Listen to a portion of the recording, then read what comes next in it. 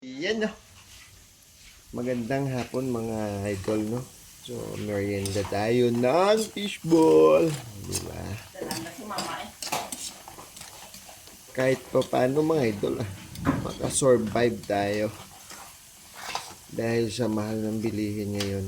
So, dito pa lang magkano na to? Ang isang pack niya.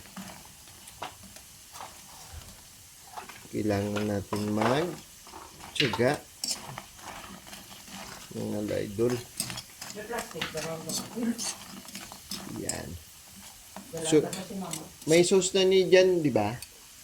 Oh.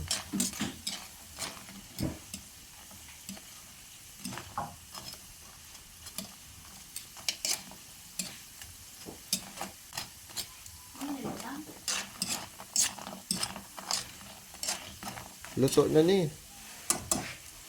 Nailang ka lang. Yan, luto na mga idol.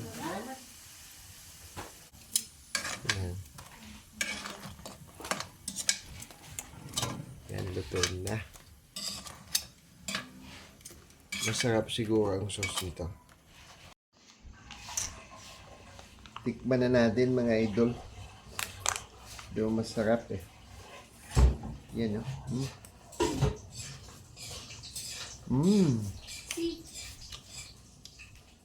Yum yum.